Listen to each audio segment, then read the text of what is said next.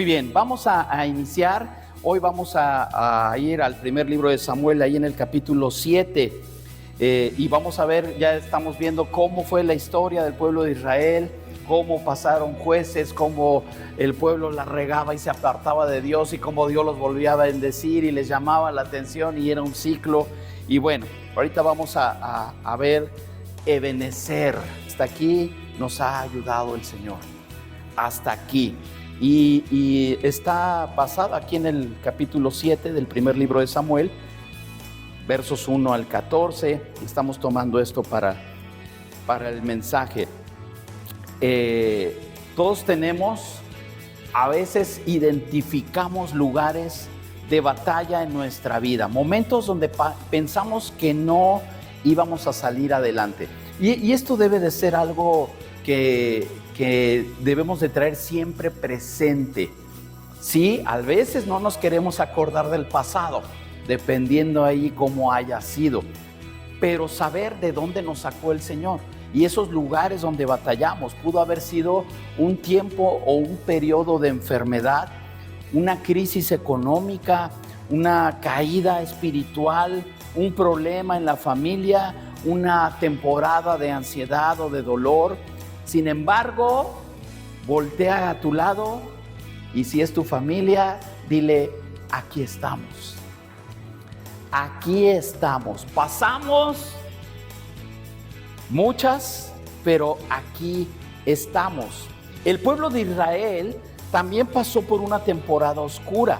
Habían perdido la presencia de Dios, vivían derrotados por los filisteos y espiritualmente estaban lejos del Señor. Pero en medio de esa crisis Dios levantó una piedra, Ebenezer. Y bueno, vamos a ver qué tiene que ver esta piedra.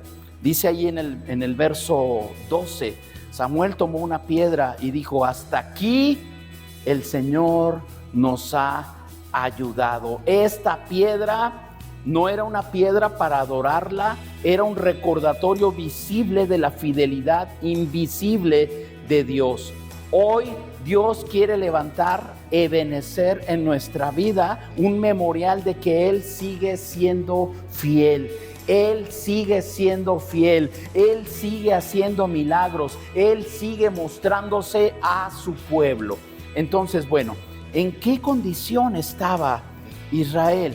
Antes de llegar aquí al primer libro de Samuel, Israel estaba en una profunda decadencia espiritual.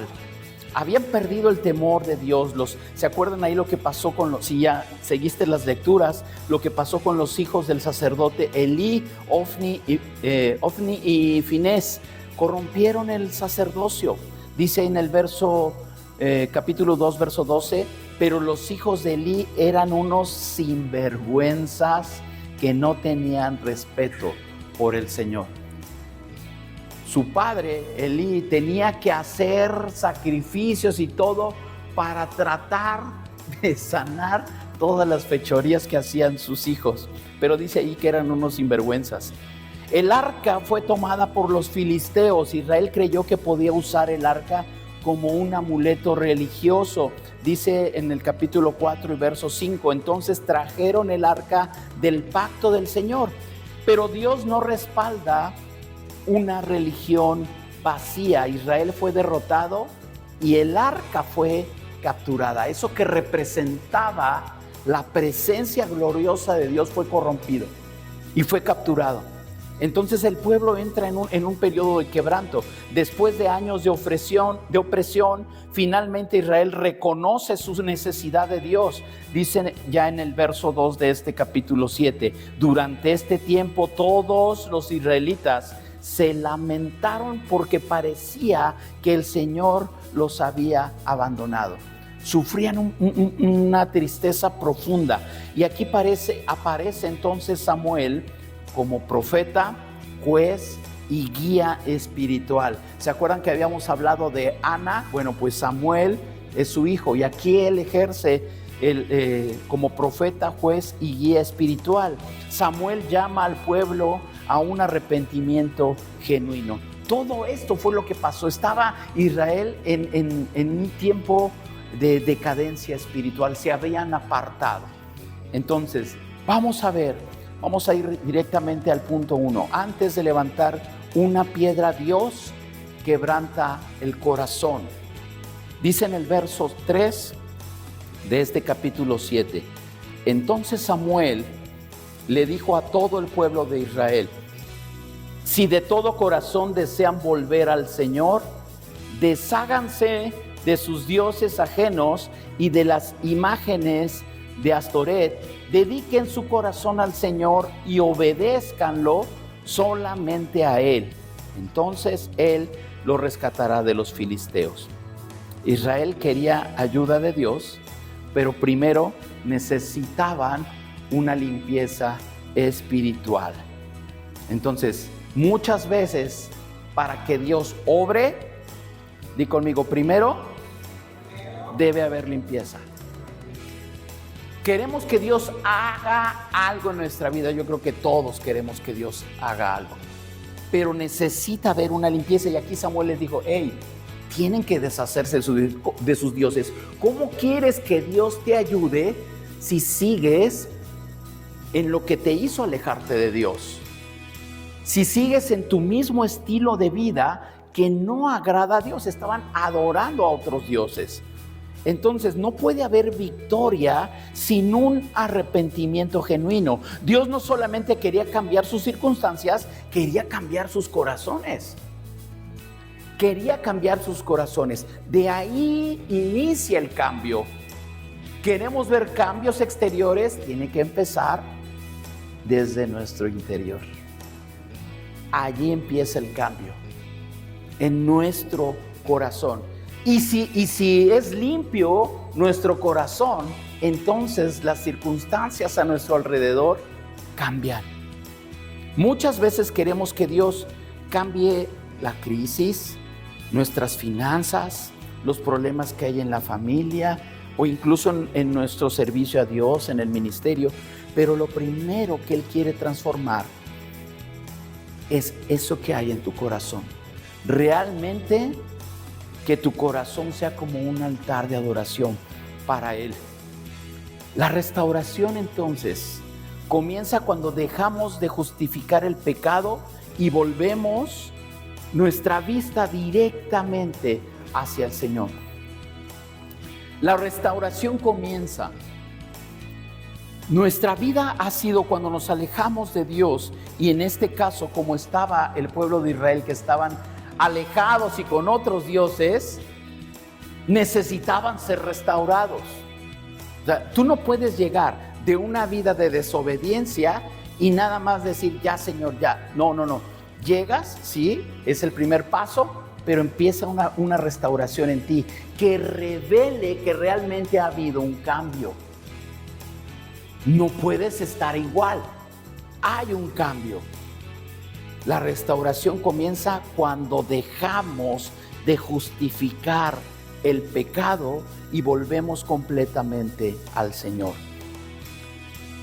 El siguiente punto que vamos nosotros a abordar es: la victoria no vino por fuerza humana, sino por la intervención de Dios. Ahí en el verso 10 dice: entonces, justo en el momento en que Samuel sacrificaba la ofrenda quemada, llegaron los filisteos para atacar a Israel, pero ese día el Señor habló con una poderosa voz de trueno desde el cielo y causó tal confusión entre los filisteos que los israelitas los derrotaron.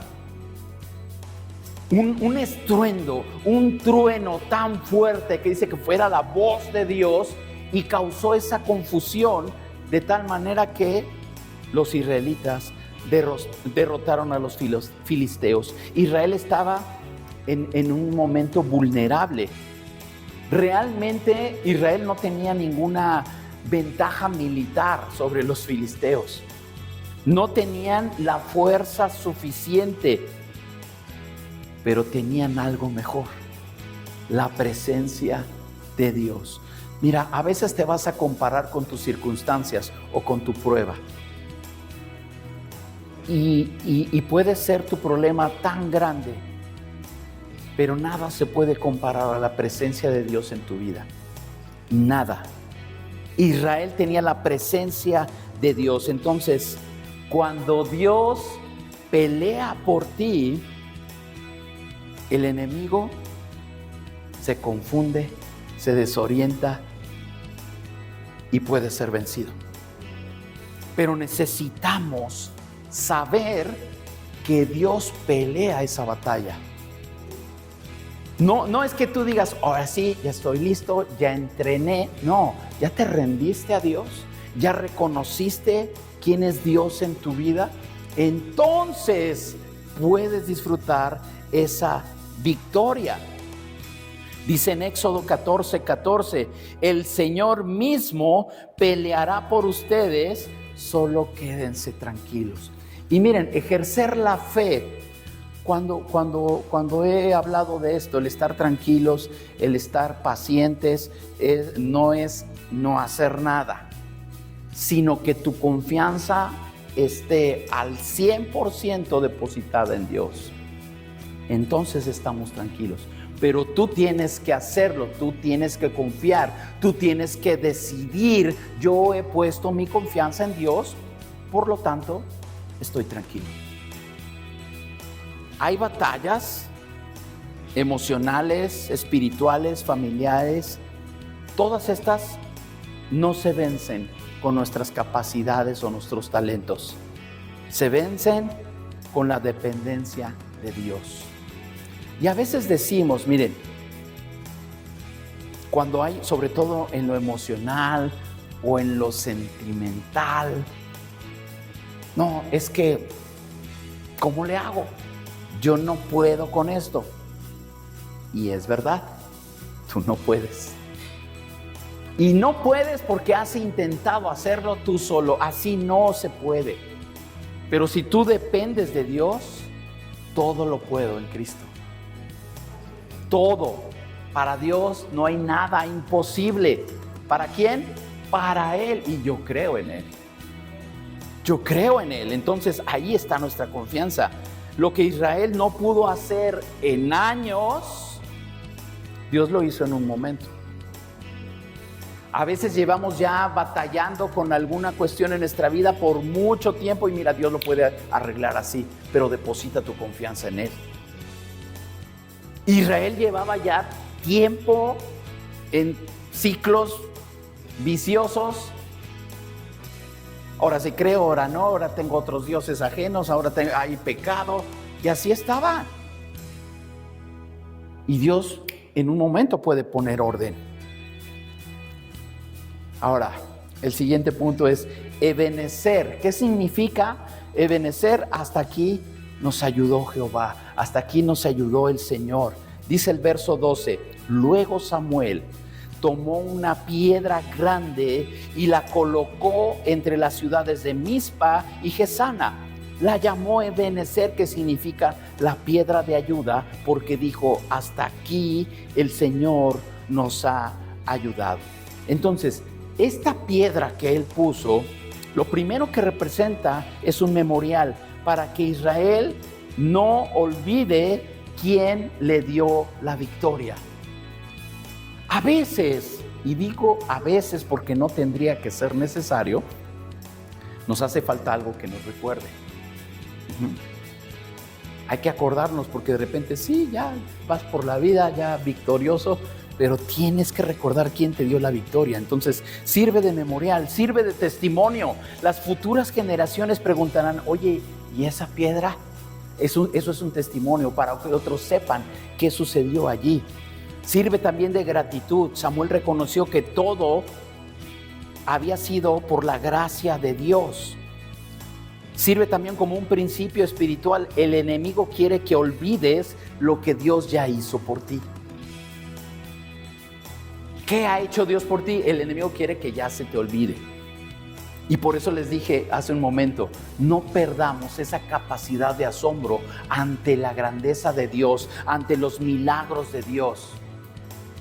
Lo que nos pasó con los bautismos, pues era fácil, por ahí hay muchos ríos. Fue una provisión de Dios. Si no ves eso, entonces no estás con esa mirada en el poder y la grandeza de Dios. Dice el Salmo 103, verso 2, que todo lo que soy alabe al Señor, que nunca olvide todas las cosas buenas que hace por mí. Es en la versión 60 que dice, no olvides ninguno de sus beneficios. Pero tenemos que obligarnos nosotros mismos que todo lo que soy reconozca, alabe, que todo lo que tú hagas siempre recuerde que la gloria tiene que ser para Dios.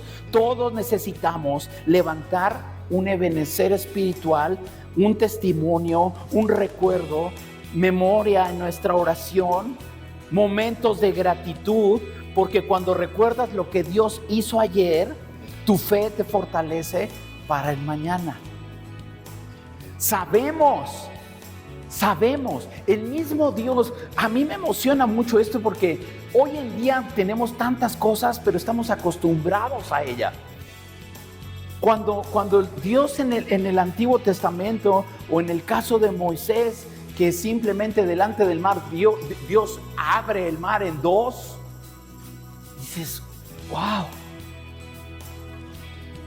Pero ¿sabes que Dios sigue haciendo milagros hoy? Porque es el mismo de ayer, hoy y por los siglos. Es el mismo, no creemos en otro Dios. No tenemos la versión de Dios 2.4 o la 2026.2. No, sigue siendo el mismo Dios. El mismito. El mismo poder. Pero, y vamos a llegar a ese punto, bueno, no me quiero adelantar. Ahorita les sigo diciendo de esto. Cuando recuerdas entonces lo que Dios hizo ayer, tu fe se fortalece por el mañana. Siguiente punto, hasta aquí. Cuando dice, hasta aquí el Señor nos ha ayudado. Ese hasta aquí significa que Dios todavía no ha terminado. Samuel no dijo, hasta aquí nos ayudó y ya, fue todo. Ya no nos va a dar más. Esta frase implica una continuidad. Si Dios nos ayudó hasta aquí, también te va a ayudar más adelante. Y viene de una expresión que es ad gená, y estas palabras ad, no sé si ahí se ven, sí, ahí está. Ad significa hasta este punto, y gená, aquí, este lugar, este momento. Entonces, la idea bíblica del hasta aquí significa hasta este punto, hasta este momento, hasta donde hemos llegado. Hasta aquí, hasta este momento. Y podemos decir, hasta ¿a cuánto estamos hoy? 24 de mayo, hasta aquí, Dios nos ha ayudado. Hay una continuidad. Ebenecer entonces no era una piedra para decir, ya llegamos. Era una piedra para decir, no habríamos llegado sin Él. Ese es el memorial. No podríamos haberlo hecho sin Él. Hasta aquí hemos llegado con Él. Tenemos esos procesos en nuestra vida y seguimos avanzando. Hasta aquí, hasta este momento de nuestra vida, Él nos ha ayudado. Él nos ha ayudado. Dice Filipenses 1, verso 6, y estoy seguro de que Dios, quien comenzó la buena obra en ustedes, la continuará hasta que quede completamente terminada el día que Cristo Jesús vuelva. Lo que Dios ha iniciado en cada uno de ustedes, dice en la otra versión, lo perfeccionará. Seremos perfeccionados en Él. Debemos de traer una playera que diga obra en proceso. No estamos terminados aún. Dios está haciendo cosas y Él lo que ha iniciado, dice aquí, estoy seguro que el que comenzó la buena obra en ustedes la continuará hasta que quede completamente terminada. Necesitamos permanecer en Él para que la obra sea perfectamente terminada, completa en Él. Pero si Dios empieza a hacer algo en ti y te apartas, te alejas, ahí se quedó, como algunas obras que vemos por ahí. ¿No han visto en las carreteras esos puentes eternos que ahí están? Y te recuerda tantas cosas, ¿verdad? Pero no se completa. ¿Se ven bonitos esos puentes? No, porque a legua se ve que eso no está terminado. Entonces, una vida en Dios debe de estar completa en Él. Después de lo que pasaron, Israel tendría estabilidad. Samuel seguiría guiando al pueblo. Vendría entonces un establecimiento de la monarquía. Estamos ya a punto de ver el establecimiento del primer rey en Israel. Ya el periodo de los jueces llegó a su fin y el primer rey, Saúl, va a empezar a reinar. Se establece la monarquía, aparece Saúl y después aparece David en escena. Se va a poner la historia muy buena, ¿verdad? Pero eso es lo que estamos viendo, sigue la obra. Ebenezer entonces fue una transición de derrota a restauración. De un estado de derrota, de separación, de incredulidad o de idolatría, a una restauración plena en Dios. Y entonces vienen estas historias que estamos por leer, por descubrir en los siguientes capítulos. Fue una transición. Ahora, tu momento, es decir, hasta aquí, no es el final de tu historia. Todavía Dios te sana, te restaura, te levanta, te provee, te llama, te transforma. Todavía necesitamos saber eso. Tú hasta aquí Dios te ha ayudado. Todavía hay cosas que Él va a hacer. Y esa obra que inició en ti, la va a terminar. La va a terminar. Cristo, siguiente punto. Cristo es nuestro verdadero Ebenezer. Y esto a mí me encanta. Porque si bien Samuel erigió esa roca para memoria, para testimonio, Cristo es nuestro Ebenezer, la roca que nos sostiene. Samuel levantó una piedra física para recordar la ayuda de Dios, pero Dios, y en el Nuevo Testamento encontramos algo mayor. Jesucristo mismo se convierte en nuestra roca de ayuda, en nuestro Ebenezer. Ebenezer no solamente era una piedra en Israel, ahora se transforma en la sombra profética de Cristo Jesús. Eso es. Cristo es la roca firme. En el Salmo 18:31 dice: pues ¿quién es Dios aparte del Señor? ¿Quién es más que nuestro Dios? Es una roca sólida. Es una roca sólida. Cristo es también la piedra principal. Dice el Salmo 118:22, la piedra que los constructores rechazaron, ahora se ha convertido en la piedra principal. Este pasaje se aplica después a Jesús. Primera de Pedro 2:4.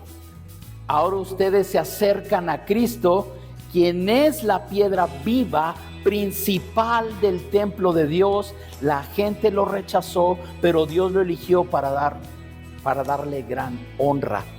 Entonces vimos en el Salmo 118 que es una figura de Cristo.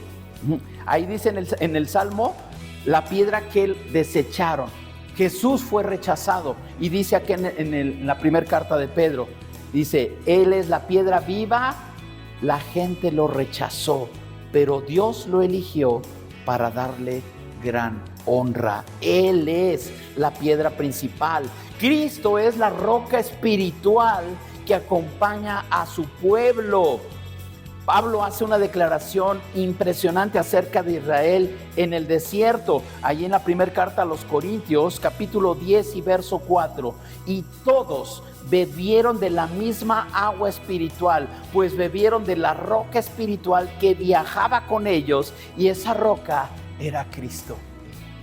Todo apunta a Cristo. Todo apunta a Cristo, por eso Él es nuestro Ebenezer, Él es nuestra roca de ayuda. Él es. Y si necesitábamos realmente, o así como en el Antiguo Testamento, ver físicamente una piedra, pon tus ojos en Cristo, que es el fundamento. Cristo es ese fundamento que no se mueve, ese cimiento.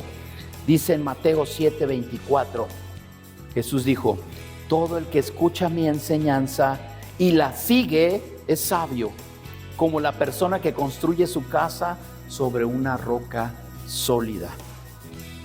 ¿Quieres que tu familia prospere? ¿Quieres que tu familia, que tus hijos estén estables? Tu familia tiene que estar fundada, cimentada sobre la roca firme que es Cristo Jesús. Porque ahí mismo, en esta comparación que hace con esa casa, van a llegar tormentas, van a llegar vientos, pero quien está sobre la roca permanece firme. No se van a poder evitar los problemas, pero hay que estar sobre la roca. Porque los vientos van a llegar, las tempestades van a llegar, pero si el cimiento es Cristo Jesús, esa roca firme, entonces podemos sobrevivir a todos esos ataques. Que tu relación, que la relación con tus hijos esté fundada sobre la roca. Samuel levantó una piedra para decir: hasta aquí Dios nos ayudó. Pero nosotros no solamente tenemos una piedra memorial, tenemos una roca viva en Cristo Jesús. No confiamos en un recuerdo, confiamos en una persona. Esa es la diferencia. La piedra no se mueve, no respira, pero la roca viva, sí, es Jesús. Es Jesús. Israel tenía una piedra para recordar esa ayuda pasada. Nosotros tenemos a Cristo. Y no solamente vemos la ayuda pasada, vemos la ayuda presente, vemos la salvación eterna, vemos ese fundamento inconmovible. Ese es Cristo Jesús. Quizás las emociones cambian, la economía cambia, las personas cambian, las circunstancias cambian, las iglesias cambian, pero la roca sigue firme. La roca sigue firme. Jesucristo es el mismo ayer, hoy, por siempre. Hebreos 13:8. Él es el mismo. En esa roca preciosa confiamos. Tal vez has querido levantar alguna roca para recordar lo que Dios ha hecho. Ebenezer fue una piedra levantada sobre la tierra. Cristo es la roca levantada sobre todas las cosas. Sobre todas las cosas. Y hoy tú y yo podemos declarar: hasta aquí nos ayudó el Señor. Hasta aquí, y seguirá sosteniéndonos porque estamos sobre la roca eterna. Di conmigo esto: hasta aquí nos ayudó el Señor y seguirá sosteniéndonos porque estamos sobre la roca eterna. Esa es la diferencia. ¿Sobre qué estás confiando? ¿Sobre qué estás confiando? Y esa obra que Él ha iniciado en ti, la perfeccionará. Todavía no eres producto terminado. Así te ve Dios. Dios ya te ve como un producto terminado, pero seguimos en ese proceso. Amén. Cierra tus ojos. Padre, muchas gracias. Gracias, Dios, porque en ti confiamos. Y gracias porque hasta aquí tú nos has ayudado.